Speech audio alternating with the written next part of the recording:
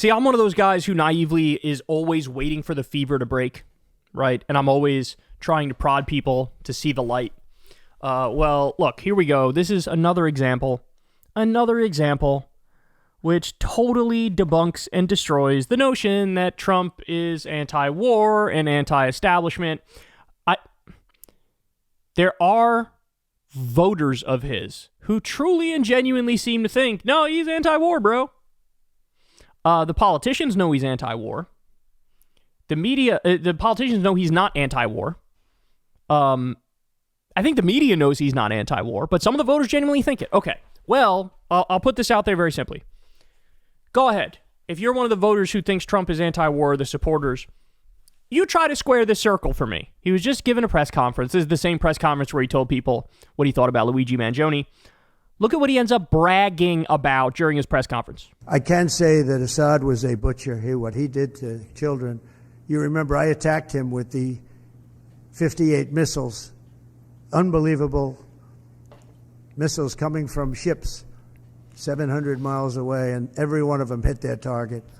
But I did that. That was the red line in the sand. Obama drew it, and then he refused to honor what he did. He said, if anybody goes across the red line, and Assad killed many more children after that, and Obama did nothing, but I did. I hit him with a lot of missiles. In fact, President Xi was sitting here the night he was in that dining room having chocolate cake. Remember the famous chocolate cake? But and that's when I explained what we were doing as the missiles were shot. And it was amazing as to precision, because every one of those missiles hit its target from a long distance away.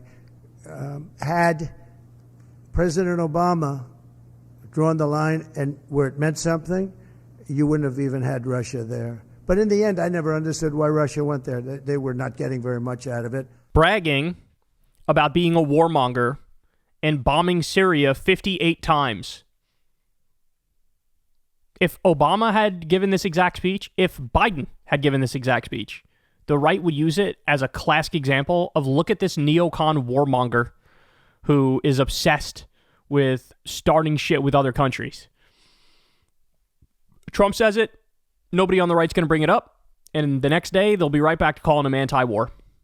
They'll be right, Trump started no new wars. That was his talking point. Right? He started no new wars. Sure, he launched 58 missiles at Syria, but bro, that doesn't count for reasons and stuff and things, bro.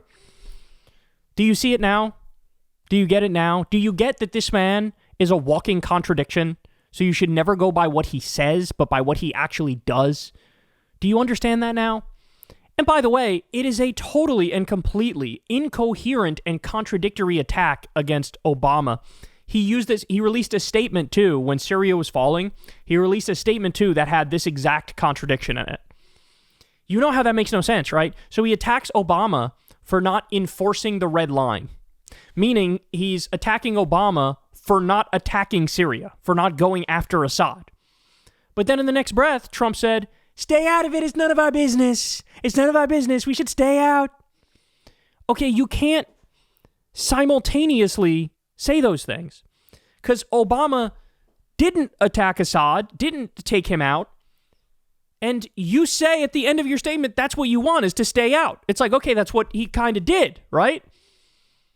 So it's a problem that he didn't enforce the red line, but you should also stay out, which would mean not enforcing the red line. It's like it doesn't need to make sense for his people. And this is why we say MAGA is a cult, right? Because you would think after this is all laid out in front of them that the people who were leaning in his direction and being pro-Trump would be like, you know what, that's actually a good point.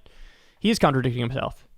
He does say I started no new wars and brags about not being a warmonger and attacks Democrats, and Liz Cheney says warmonger, warmonger, warmonger. He's bragging about launching 58 missiles at Syria. By the way, another thing he's bragged about, occupying a third of Syria to, his words, quote, take the oil. Does that sound like a non-warmonger to you?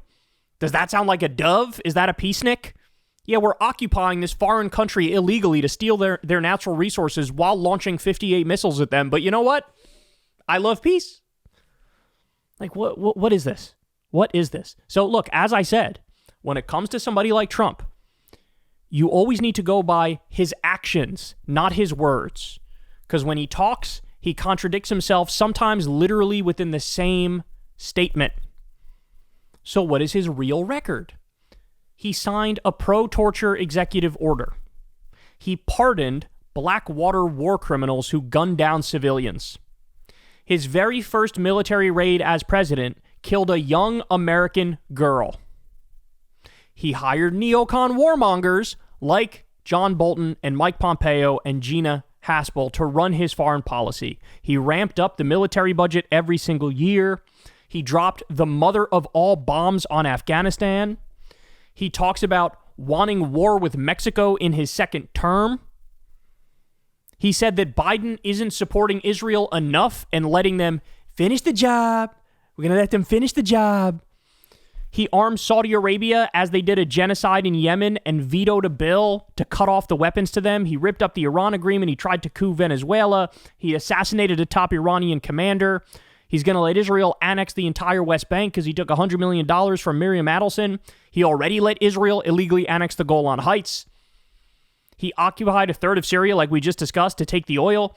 There was a 330% increase in civilian deaths in Afghanistan his entire time in office. He bombed Somalia. He bombed Syria twice. And, of course, he increased drone strikes over 430%. And cut off the reporting requirements for those drone strikes. We don't even know how many he did in his final 2 years. But we do know in his first 2 years, he did 2,243 drone strikes, which is more than Obama did in 8 years. So, I mean, what else is there to say? He can't say he's a dove. He can't say he's a peacenik. He can't say he's not a warmonger. He can't attack Democrats for being these things because this is his record, right? So I just wake up. Everybody, please wake up, wake up, wake up, wake up. There's zero. Let me say that again. There is zero hope of him not being a warmonger in his second term. Zero. I wish I could come out here and give you better news than that, but I don't have it. He's already told Israel repeatedly, multiple times, you should go ahead and attack Iran's nuclear facilities. And then Israel's going to do that. Iran's going to retaliate. And Trump's going to say, we got to go help our ally Israel. And he's going to send our people to help. Boom. War with Iran. So just get it out of your head. Why is nobody talking about this? This clip of him literally bragging about attacking Syria. Bragging about it. By the way, congratulations, Don. I don't know if you noticed, the rebels ended up winning in Syria. They now have control of the government. Oh, who are the rebels, you ask? It's a group called HTS. They formerly were an affiliate of Al-Qaeda.